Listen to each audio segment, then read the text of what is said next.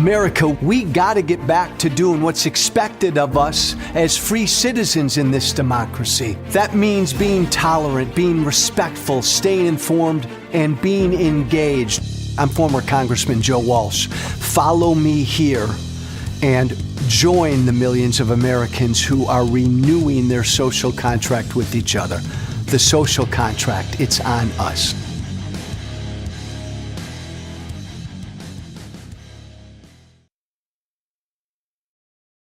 So welcome, everybody. I don't know if you can see or hear me. I hope you can. Sometimes the feed has a hard time catching up with how many people are in. Yeah. And so good morning, everyone. Welcome to the second Sick of This show today.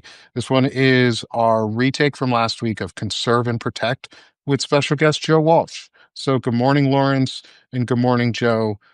Welcome, and thank you for accepting our invite to come on again.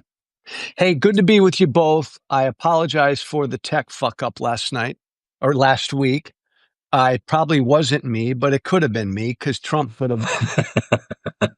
Trump's people follow what I do. So for all I know, Nick and Lawrence, they fucked us up on purpose.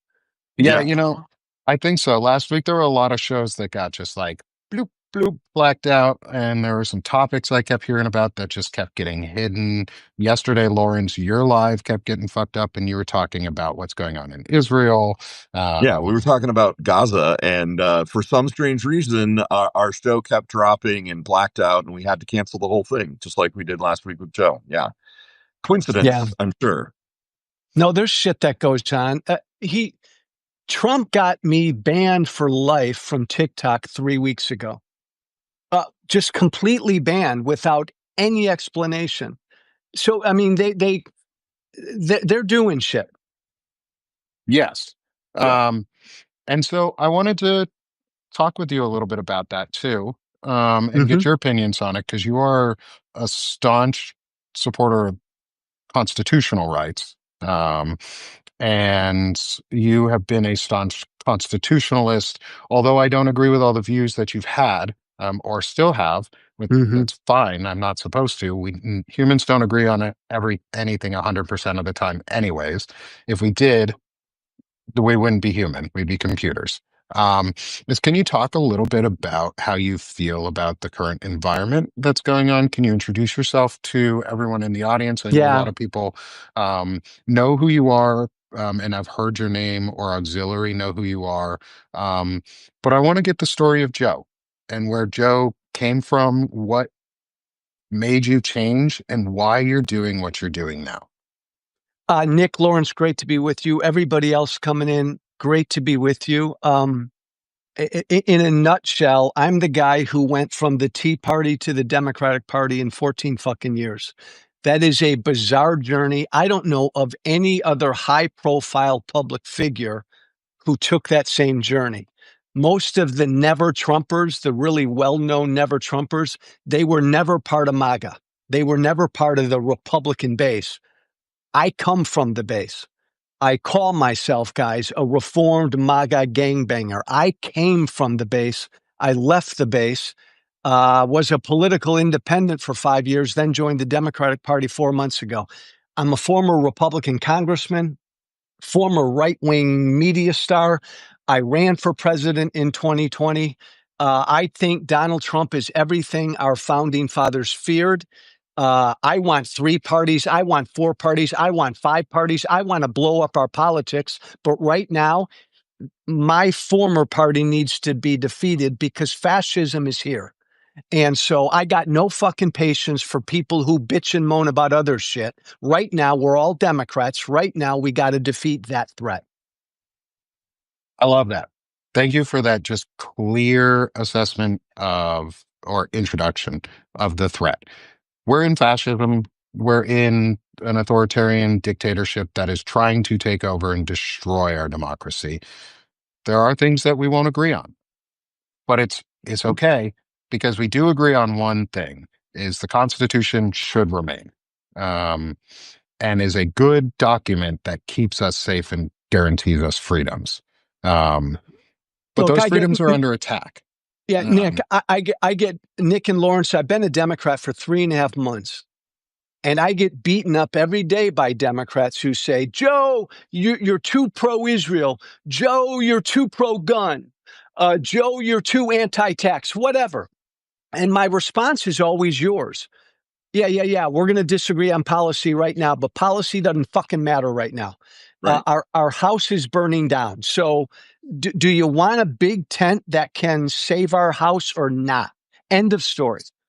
Mm-hmm. What has been the hardest part of doing this, of jumping kind of with both feet into the Democratic Party? I mean, I know what my answer would be, right? Like, it's a classic Will Rogers. I'm not a part of any organized party. I'm a fucking Democrat. But what has it been like for you? Well, the two toughest things, Lawrence, have been this. 7.5 years ago, I publicly stood up on the world stage as a conservative Republican, and I said, I oppose him. And the minute I came out against Trump 7.5 years ago, my life instantly changed. I took a blowtorch to my career. I ended my political career. I ended my financial livelihood, and I've put up with daily and weekly threats. No regrets. I would do it again. But that was the toughest moment I've ever been through. Yeah. But then to your question, Lawrence, it's been difficult I mean, imagine you two. I mean, I don't know. Again, if anyone who's been a good principled progressive or a Democrat, imagine things so fucked up that you become a Republican. Imagine AOC one day, because her party became an authoritarian embracing cult, AOC became a Republican. That's how bizarre this is. I mean, I like Lawrence, I was never a moderate Republican. I was fucking Tea Party. Yeah. And so the most difficult thing about becoming a Democrat is I initially didn't want to, because once I left the Republican Party 5 years ago, I wanted to remain an independent because there are a lot of politically homeless independents out there, and I wanted to help lead a charge with them. But then Trump won in November, and I realized the threat is even greater, so I need to help recruit others to the Democratic Party. Lawrence, I've been embraced by grassroots people generally. Yep. The party establishment has been like kind of hands-offish. They just don't fucking get the moment we're living in. So No, that's been the hardest part. Not remotely surprised that Chuck Schumer and those folks don't get that all allies in war are welcome, right? Bingo.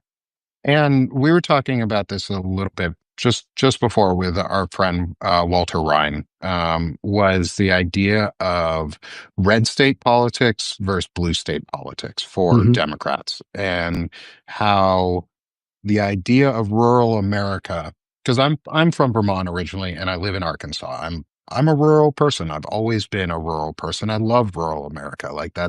I love the convenience of cities, but I like rural America because it's quiet. But there's a mythos around rural America. One of the things is that we need to be, because they're fed a lie, a lot of structure around patriarchy, and that men have to be on top and that it's always a competition. And we sort of have to metaphorically punch them in the nose and say, no, we're stronger than you. How do you see what you're doing could help?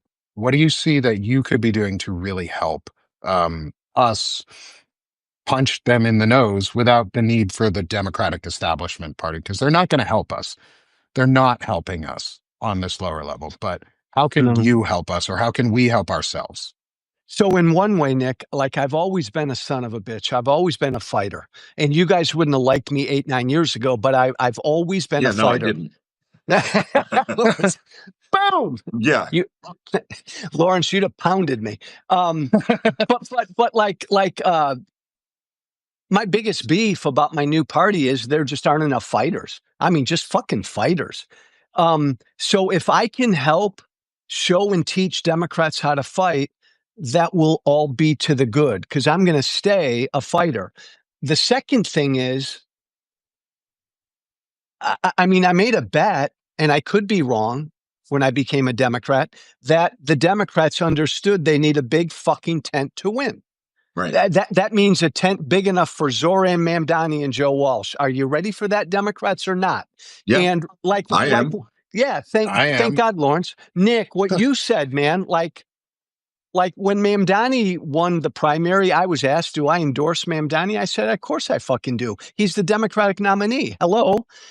Like Democrats have forgotten this is a big, diverse country. I'm older than you guys. I remember when I was young, there was this animal called the Southern Democrat. I remember that too. I'm just old enough to remember. Pro-gun, even dare I say pro-life Democrats, baby. And they could win in places like Arkansas and South Carolina. But the National Party forgot all that. And the National Party thought, oh, everybody's got to be a woke progressive. I got nothing against progressives. Progressives don't play in South Carolina or Arkansas necessarily. If I can help recruit other people like me to the party and help show Democrats how to win in rural America and southern states, that will be a huge help. Yeah. So you come from a grassroots background, right? Like the way that you got involved in Republican politics was grassroots, the Tea Party movement, right at the very beginning. There are folks that are asking in the chat, like, what are we doing beyond talking? Like, what is the doing thing that we can do? And my answer to that would be go fucking be a precinct committee officer in your local Democratic Party and get out there and meet your neighbors and help get Democrats elected to fucking dog catcher, right? Would you say something similar, Joe? Or like, what do you think people can do on the ground to actually just not talk and do something? Well, yeah, Lawrence, either that, get involved locally in the party or get involved locally with groups outside of the party. Yeah. But either way, when I was Tea Party, the Republican Party hated me more than the Democratic Party did. I ran against the establishment. I remember. We need John Boehner hated me. We need anti-establishment people in the Democratic Party. I may be too moderate or conservative for progressives, but I'm anti-establishment. It's what I love about AOC. It's what I love about Mamdani. They are anti-establishment. These are the kinds of Democrats we need to support.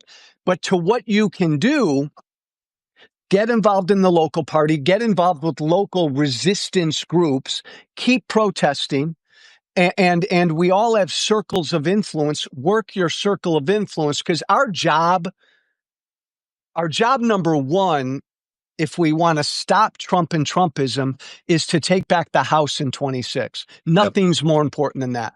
We don't have a Congress right now. So and I think the Senate's going to be tough, but everything should be focused on taking back the House. That means getting involved locally. So thinking about local, one of the things that I talk about and Lawrence talk about, and we talk about a lot on our different shows, is running for local offices. And Lawrence is talking about that too, and your support of local parties, say over the national party or local organizations. How do you see folks, or how do you see your platform being used to help encourage people in Arkansas who are, or using words in Arkansas that mean things in different contexts? Like, I'm pro-life, you're pro-life, but my meaning of pro-life isn't the same meaning of pro-life that you have.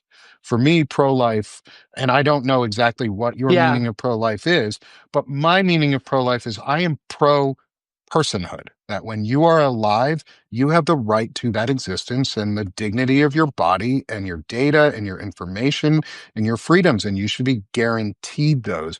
And pro-life for me means I want people vaccinated, because Jesus would have advocated for vaccinations, because he said, protect and feed and clothe the homeless and the sick and the needy. Do you see using language like that and not throwing it in their faces, but using the words that they know in new ways? If Democrats don't learn how to do that, Nick, we're not going to beat Trump and the Republican Party. I mean, look at the numbers right now, guys. Trump's approval rating is in the fucking toilet. He's doing horribly. But the Democrats' approval is even worse. And I just saw the latest poll yesterday. Trump, as bad as he is still trusted more on the economy, crime, and immigration. Because these are, well, how the fuck? But how the fuck, Lawrence, is these are issues Democrats don't know how to fucking talk about. Like, listen to regular people. Yep. Democrats have become so fucking elitist. To your point, yes, Nick, Democrats have lost. Like, how the hell did this? You watched that press conference yesterday with him and RFK. I mean, Trump again, an hour and a half talking about autism, talking about shit he has no idea about. People will die because of what Donald Trump said yesterday. How the fuck did this guy become president again? Democrats still don't know the how. Democrats still don't understand that they lost connection with regular people where you live, Nick, but not just in rural America. Regular black guys on the south side of Chicago, Democrats lost touch with because they talked about a lot of shit that regular people didn't care about. If they don't start to do this again, they're not going to win, as bad as Trump is. Yeah. And I'm gonna address something going on in the chat, because we like to do that, because there's someone who you've been in my chats a lot. You are a subscriber of mine. You seem to be a subscriber across all the bases.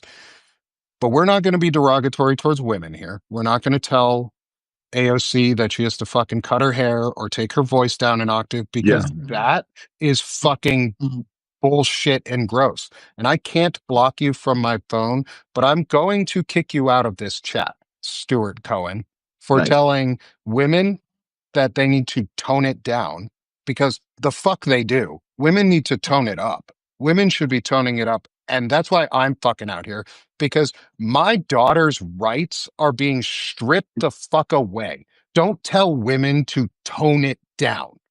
And also, amen, don't then accuse my brother Lawrence Winterman of being a MAGA fuck, because he certainly is fucking not, Stuart. You are a fucking asshole. You know, so all of my friends who are subscribing, unsubscribe from him, because he's an asshole. You don't come into my chat. And I said we were going to be respectful in this chat, and we were going to talk to people, and we're going to use harsh language and truths, but we're not going to come out here and tell women they don't deserve rights and they can't speak for themselves. And you definitely don't tell my brother that he's a MAGA fuck, because he sure the fuck ain't. And by the way, Lawrence, I love that t-shirt, brother. Thank you, man. Oh, Stuart, you blocked me. Oh, too bad. Sucks. Can't block you because you already blocked me. Sucks. Yeah. Thank you for that, Nick. He said that, AOC should cut her hair and lower her voice an octave. Like, come on, man. Like, we don't fucking police women's bodies or voices in 2025. The people who do that are on the other side. And, we're opposing all that bullshit. And by the way, Nick, to be clear, I stopped calling myself pro-life about 2 years ago because my side always used that phrase as a weapon. Yeah. And very effectively. They won that battle. But everybody's pro-life on both sides of the abortion issue. Everybody generally, supports life. So we're all pro-life. So I oppose abortion, but I oppose what these red states are doing, where they're outlawing and banning abortions before a woman even knows she's pregnant. So that's just wacky. But I'm pro-life and I'm pro-choice. We all believe in individual choice, and we all love life. We disagree on some of the particulars. See, and that's something I'm so glad you brought up, and I didn't have to even probe you about or ask you about on that point, is because it was brought up in our chat before or in my early live right before this, of how does Joe stand on abortion? He said he's very anti, and and I was like, well, Joe might be, but it's a personal opinion. And from what I've heard is your opinion is it has evolved to not be oppressive towards others. It's your opinion. I oppose Roe v. Wade because I think it was horrible law. I wanted this issue settled by the people. It's going to be settled by the people. And even in red states, eventually, Republicans are going to be hurt by this because even most Republicans are not going to eventually support the extreme banning legislation that's going on in certain red states. But when it comes Yeah. down to it, do you support a woman's right to have bodily autonomy and choose what to do with her body? Up until a point, Lawrence. And again, I'm no fucking expert, but there is a point in a pregnancy, and I know it's evolving, where that life, you could yank that life out of the woman's body and that life can survive on its own. Whatever that point is, Lawrence, that's, in my mind, as a libertarian, the state has to protect that life. Whenever that is, the point of viability, whenever that is, Yeah. that's where a woman no longer has a choice. The state has to protect that life. But that's, and by the way, that's kind of what Roe eventually got to. Right. Yes. And right. As Pete Buttigieg eloquently said a couple of years ago when asked a similar question, in the vast majority of situations where the fetus, where women are making a decision later in their pregnancy, it is due to a severe medical complication. Like these are babies that are wanted, that names have been picked out, clothes have been bought. It's a devastating diagnosis to get, and so I just want to acknowledge that when people talk about not just viability, but the late stage stuff, like those are catastrophic medical situations, right? No, agreed. In the vast majority of cases, you are correct. Not all, but in the vast majority. And as we all know, the vast majority of abortions in this country happen well before you ever get there. Right. Yeah. And I want to address too in the chat, like, yes, there are three men talking about women's rights on a screen right now.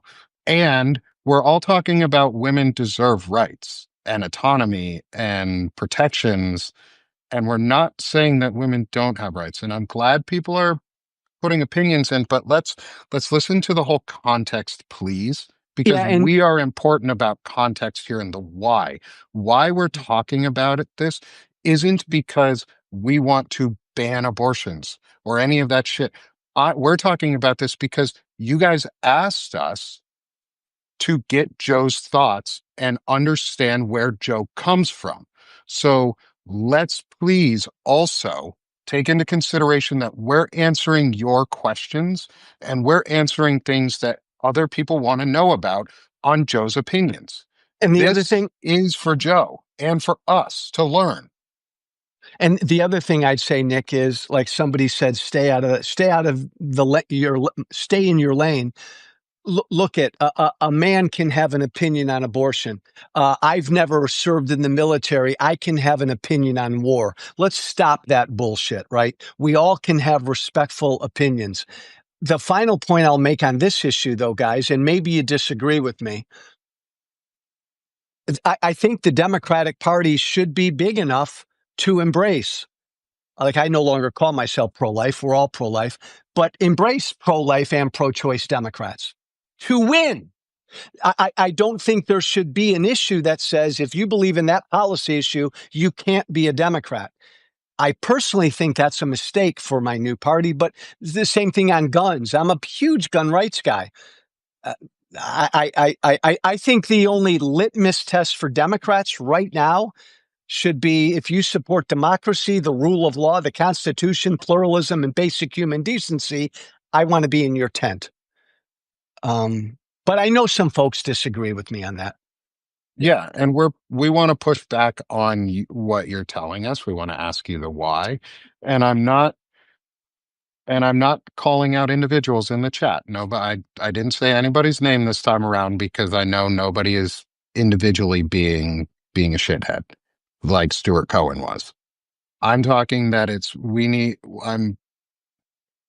I appreciate the comments and the way that it came out, the way that it was perceived, which is part of the problem is we're perceiving comments without seeing your faces, without hearing the emotion behind them. you guys get to see us respond to that. And Thank you, my Stoto. perceived notion was that it was directed at us in a negative way. We're trying to talk about these issues because they're important to us too, because we do have opinions.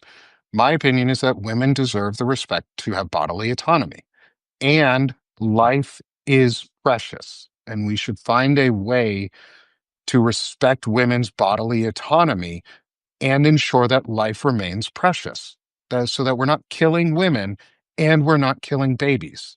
But like Lawrence also said, and like I also know, is that most,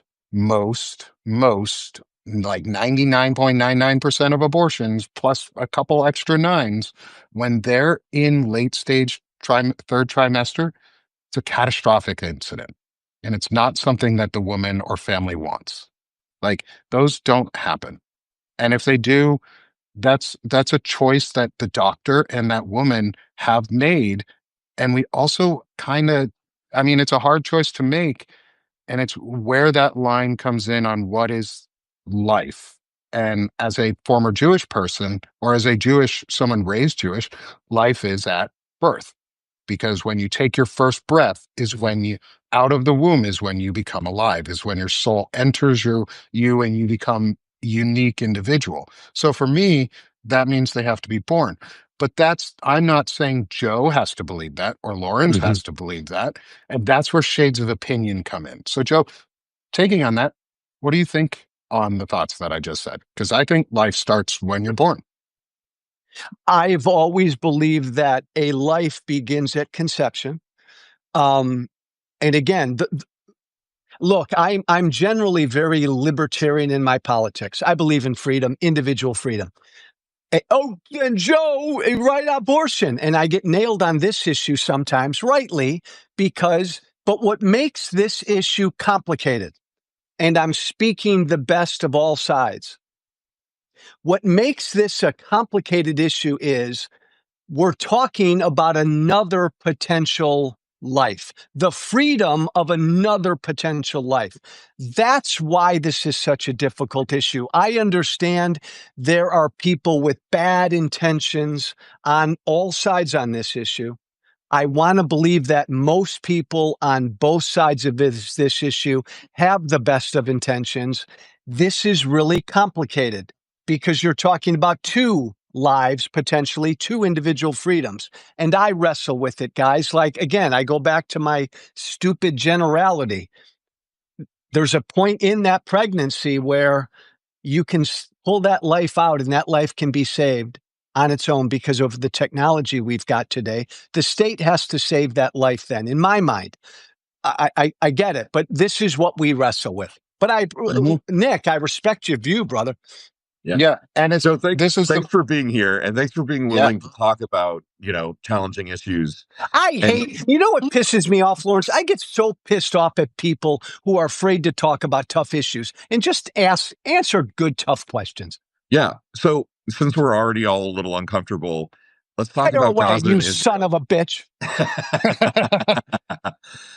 So Gaza, I know you're a staunch supporter of Israel, right? Yeah. And there are a lot of us, like, myself and like Nick, both of us are of Jewish heritage, really struggling with the idea that it looks like, I mean, I'll say it because I'm comfortable with these words. There's a genocide going on in Gaza that Israel's perpetrating. And I'm curious, kind of, what is your position?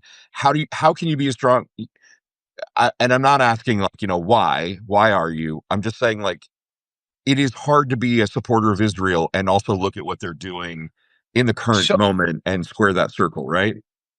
So, Lawrence, that's a great question, man. It's not hard for me, but I respect that it is hard for a lot of Israel supporters. I'm not Jewish. I've always been hugely pro-Israel.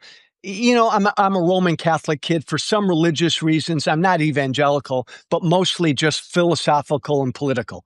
I'm married to a lovely Jewish woman. I get that a lot of American Jews are in pain right now because of what they think they see or believe Israel is doing.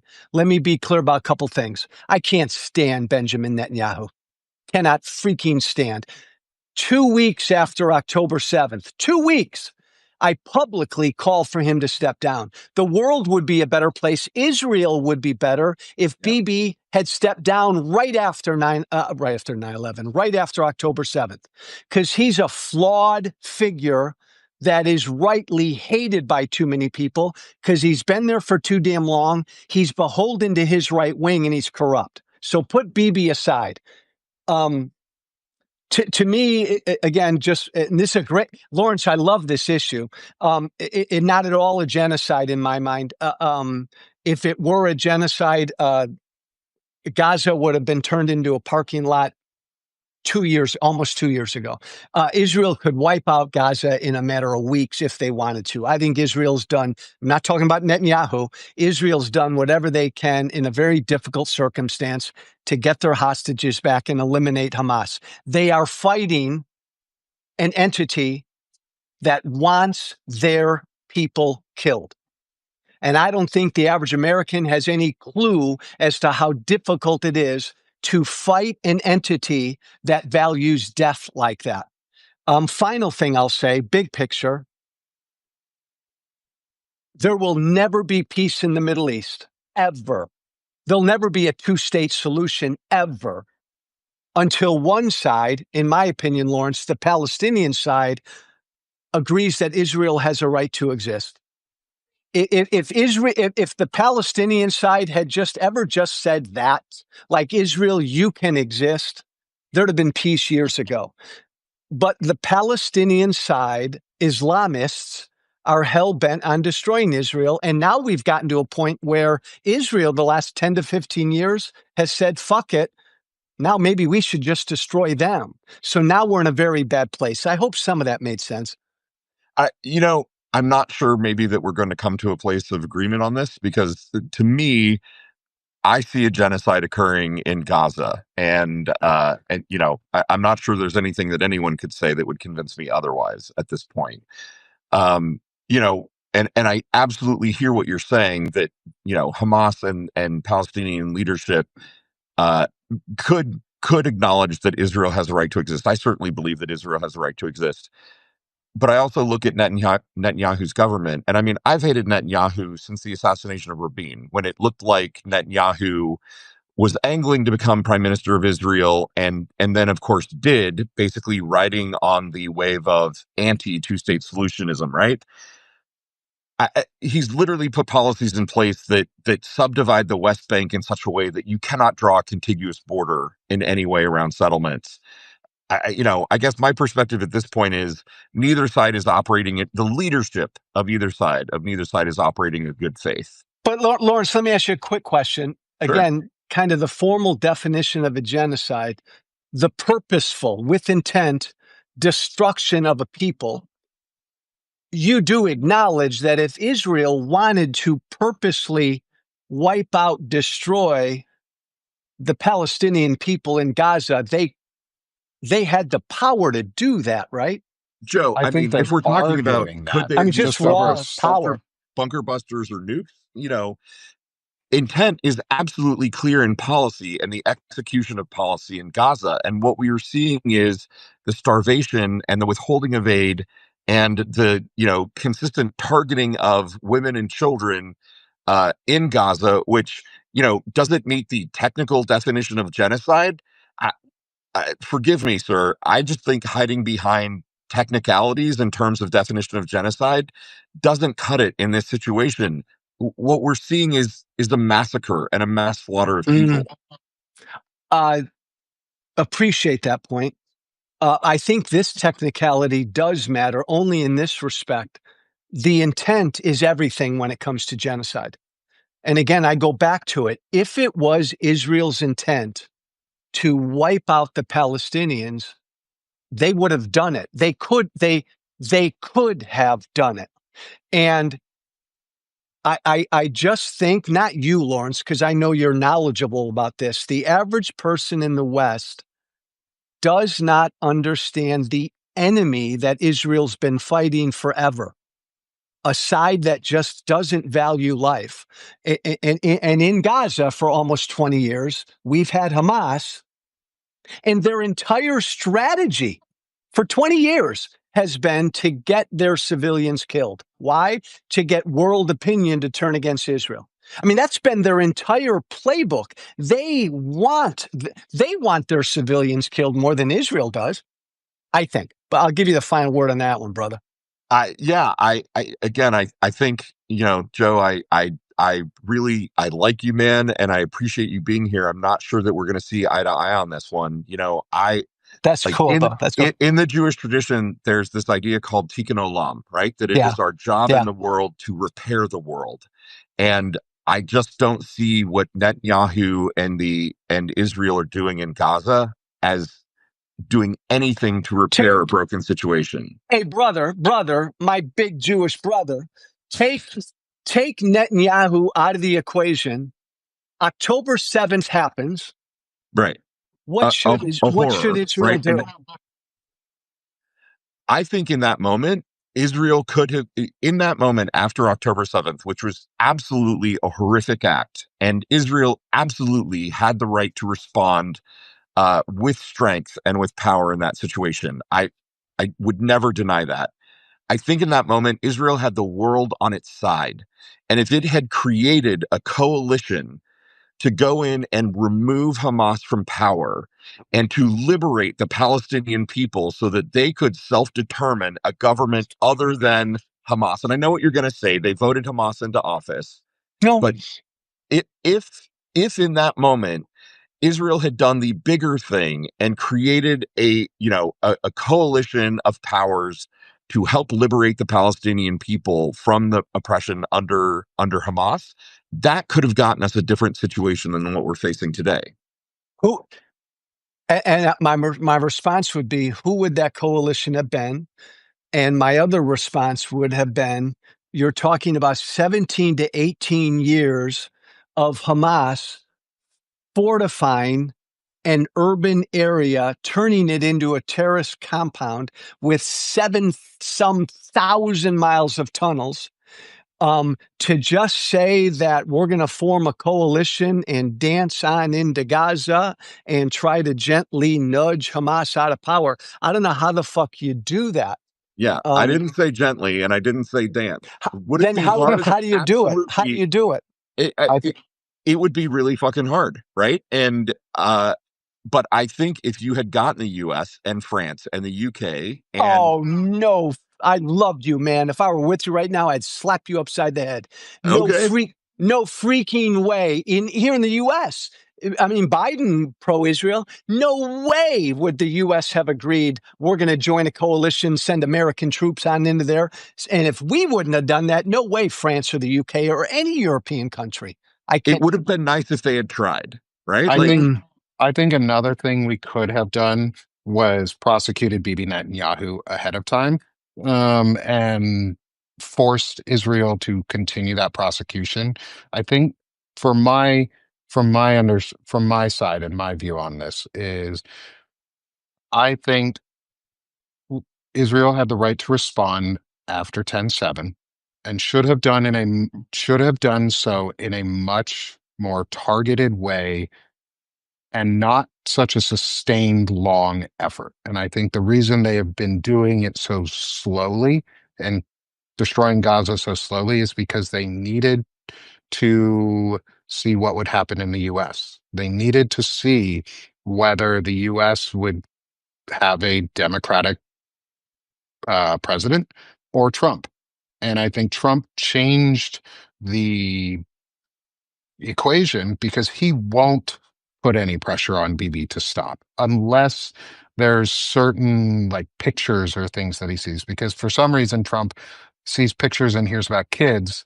There's an instant connection that he always goes to with kids. And I don't think it's because it's a good thing. But he sees starving kids and it makes him upset. But I don't think he sees it in the same way that either that Vice President Harris would have seen it, or that even Biden saw it. But we have the power in the U.S. to tell them to not target journalists. We have the power in the U.S. to force them to not flatten the entirety of Gaza and have plans afterwards with Trump hotels and luxury resorts and man-made islands and things coming out about MBS wanting to do the same thing in Gaza. Like, there's a coordinated effort behind the scenes for land grab and purchase, and Elon Musk wants to have a tech zone in what used to be Gaza.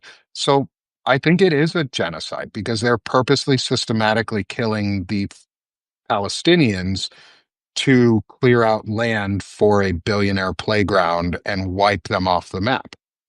I don't know if they're going to do the same thing in the West Bank or as violently yet, but I think Gaza is going to become a terrible place for protected by Israel outside of international law. Their goal, and maybe it was mission impossible, guys, from the beginning, was to eradicate Hamas. And I just, no one's ever shown me a targeted way that you can get rid of an urban army like that. I have not seen it in 2 years. Can't be done. And talk about then going longer. I think Israel has delayed too long. I think they should have moved faster. I think Biden and the U.S. held them up a little bit. But you can't get rid of Hamas in some targeted fashion. You have to literally go in and try to remove this army, this terrorist organization that has embedded itself in an urban civilian population for almost 20 years. That's tough stuff. What do you think proper next action is? You know, like if you were in a place where you could influence decision making or be the decision maker, what would you do? I would, again, a great question, Lawrence, and not exactly knowing on what the situation is on the ground right now. Sure. Yeah. But if I had Netanyahu's ear, I'd kick Netanyahu out immediately. And then whoever was in charge of Israel, I would immediately now allude to that coalition you talked about. And I would grab the moderate Arab nations in the region, along with some help from the U.S. and the rest of the West, to now go into Gaza, because now I think Hamas has been damaged enough, and now go into Gaza and begin to try to rebuild Gaza. And I think beginning to rebuild Gaza, you can pretty much, I think, begin to almost eliminate Hamas. I don't think that was possible immediately after 10/7. The only way you're going to get peace in the Middle East is if moderate Arab countries partner with Israel. Because the threat in the Middle East is Islamism, not Islam, but Islamism, radical Islam. So the only way you ever get peace in that region is if moderate Muslims become allies with Israel and you target the radical Islamists, of which Hamas is just one entity. I think that could be done right now. Gaza as a homeland for the Palestinians, or Gaza as casinos? First of all, Lawrence, forget about Trump and Trump casinos. And I've written about this for 12 years, and until I'm proven wrong, I just don't think, I think the whole notion of a two-state solution is poppycock. As long as one of those neighbors, and as bad as you think Israel might be or Netanyahu is, they're not Hamas.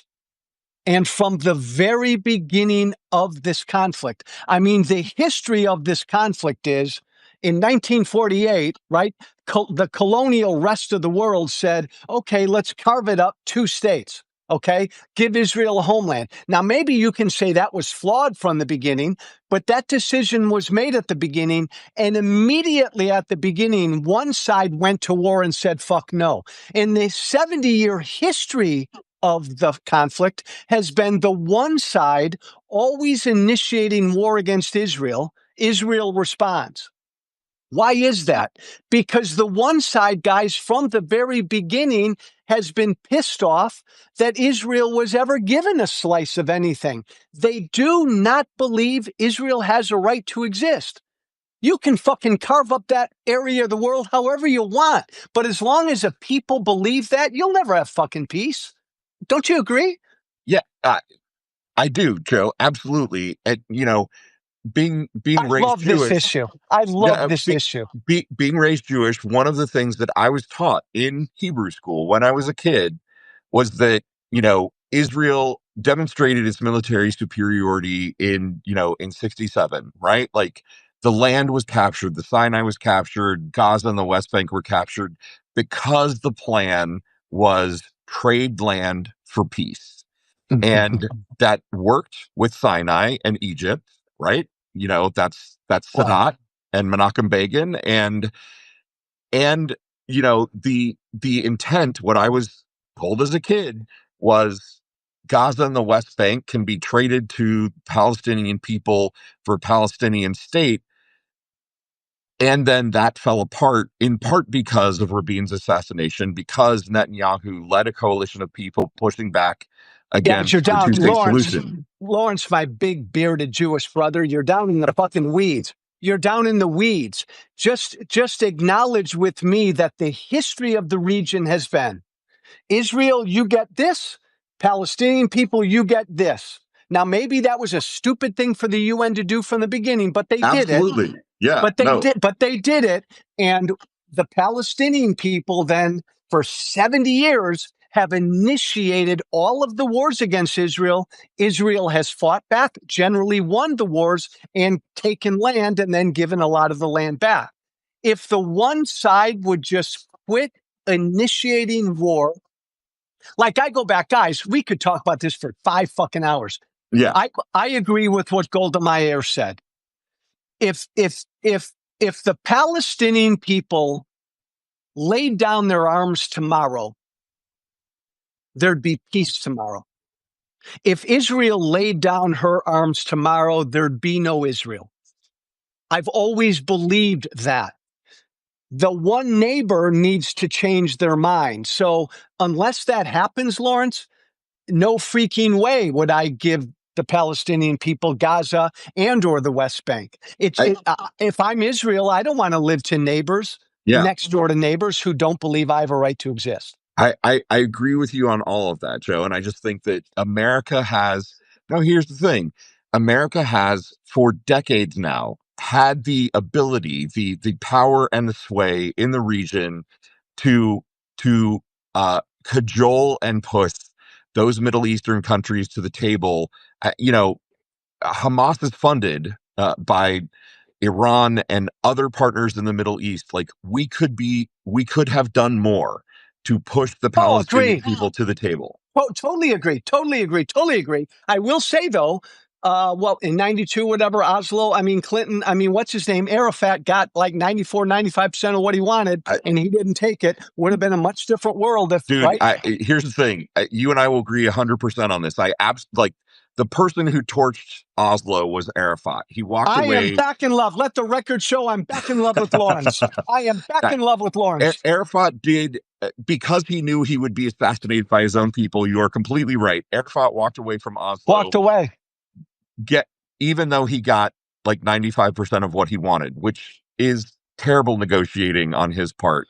I just, in this moment, what I'm looking at is the lay of the land right now, and the facts on the ground to me are that there's something that could easily be called a genocide that is happening to the Palestinian people right now. And the things that you have argued are not inherently wrong. I just want us to acknowledge that people are fucking dying. And I think that we could be doing more as a world and as a people.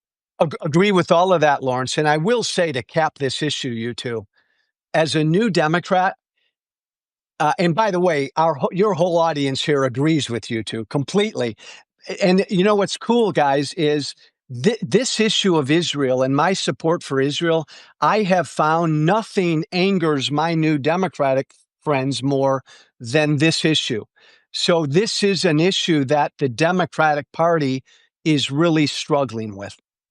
Well, and I think for us to unite as a party and to kind of think about how we go forward in this two-party system that we're in, we've got to think about the way that the majority of Democrats feel, the way that younger generations feel who may not have solidified their party affiliation yet.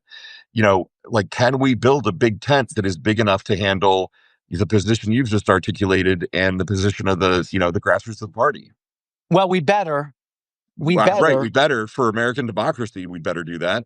Yeah, we better say you can't be a pro-Israel Democrat and get elected, or you can't be a pro-whatever. We better rise above that and say that's an issue we disagree on. But again, Joe Walsh, conservative Democrat, no way on God's green earth could I get elected mayor of New York City. Zoran Mamdani, hard, sincere, progressive Democrat. No way could he go down to Arkansas and get elected to anything down there. So the Democratic Party needs to understand that this is a diverse country. We need to elect Democrats in red states and blue states. Right. So you're a Chicago guy, right? Suburban Chicago. Okay. So, you going to run for something this time? I won't give you, Lawrence, the typical BS politician's answer. I'd love to run for something. I really would. Now, I didn't become a Democrat so I could run. That's not why I became a Democrat. But Lawrence, I'm not going to BS you. I'd love to run. I'd love to run somewhere. I'd love to run in a southern state, Nick, or a rural area where I could show rural southern Democrats how to win. I just don't know that I could win a Democratic primary. We just talked about one issue, Israel. That issue alone could nail me in a Democratic primary. Sure. So I don't know, Lawrence, if I could win a primary, but I'd love to run. And I think one of the important things about what we did today, and I was listening to a show earlier this morning, they were talking about it, is we had a discussion and not really a debate. I'm not, at least from my side, I'm not trying to change Joe's mind. But we are trying to see a middle ground, somewhere that we all value, that we can have a discussion from. Like, we're discussing ideas so that we can talk about this. Yeah, I don't agree with Joe on all of these shows. Joe, I really appreciate you coming in and talking to us. By the way, Nick. Yeah. If I were with you right now, I'd fucking kiss you on your forehead. I'd give you a big old man kiss. I loved what you just said, because I don't do debates anymore. I'll go on Pierce Morgan and I'll go on some of these other shows. I'm miserable. I hate it. I used to do a lot of that shit. We've got to have conversations. I think you know this about me. Charlie Kirk, back in the day, was like a son to me. I met him when he was 16. I helped him get started. But then Trump, we went our separate ways. Charlie Kirk didn't have conversations. He did these gotcha kind of things on college campuses. What we got to do is what the three of us did right here. We had a conversation. Yeah. Yeah. And that's what I want to encourage. And Joe, if you're willing to come back at some point, I'd love to have you again. Not if Lawrence is here. There's no fucking way I'm coming back. Hey, what we'll do is we'll get this guy. Our mensch on a bench over there is kicking ass and asking hard questions. I love it. And Shana Tova to your family as well tonight. Right back at you. Holidays. There's a lot to remember this year and a lot to think about. And I think, Lawrence, you talked about it a little bit last week, was like, you didn't know if you were going to celebrate the holidays. Well, I'm not religious Jewish. I am culturally Jewish. And I'm going to celebrate in my own way this year, in ways that I haven't, because there's a lot to remember and a lot to talk about and discuss and bring out and form opinions and coalitions off of. And I need to remember that too. Are you two in the same geographic area? I'm in Fort Wayne, Indiana. Oh, okay. And Nick, I'm in Arkansas. Yeah, I'm in the Northwest Arkansas area. Sometime soon, the three of us need to get together and have some drinks together, man. You find me some tequila, I'll go wherever you two are. Absolutely. And Lawrence, I want to continue this conversation privately on Israel and Gaza, because I think it's so important. Thank you, brother. Yeah, no, thank you. Joe, I hope you know that if I was pressing you and trying to hold your feet to the fire a little bit, it's only because, love it. One, I know you can handle it, and two, I want us to have conversations like this, and I think we need to model and thanks to the chat, because we're getting some props in the chat for having a conversation, where we can disagree without being disagreeable, as the saying goes. Amen. And let the record show, I think everybody who listened to us loved that we did that. And everybody who listened to us agrees with you two on Israel. But it's okay. We had a conversation. Yeah. All right, Joe. So we're right at the top of the hour, and I want to be able to let you go. Where can people find you? How can they support your work? How can they support what you're doing? And how can we encourage you to come to Arkansas and Indiana and other red states to support us? Well, that's easy. I'm actually beginning to do some speaking in red America for Democratic candidates. So Nick, let you and I stay in touch. Okay. All I awesome. need is an invitation and a bottle of tequila, and I'll talk to folks. I got you. Everybody, Nick and Lawrence, everybody listening to us, if you're a subscriber to Joe Walsh, damn it, subscribe to Nick. Subscribe to everybody. Subscribe to Nick and Lawrence as well on Substack. Social Contract with Joe Walsh is my Substack.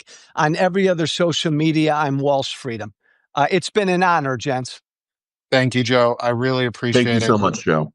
Lawrence, thank you for the tough questions. To everybody in the audience, thank you so much. We'll talk to Joe again soon. Let's stop being sick of this shit and let's start doing this shit. And Joe, amen. We'll find you some good tequila in the area. Yeah. Thanks, boys. Amen, and guys. We'll talk to you again Thanks, soon. guys. Take care. Bye-bye. Bye, all. Thank you for listening. Remember to listen, share, and follow The Social Contract with Joe Walsh on Apple Podcasts, Spotify, and everywhere great podcasts are found. And be sure to leave a 5-star review. This has been The Social Contract with Joe Walsh.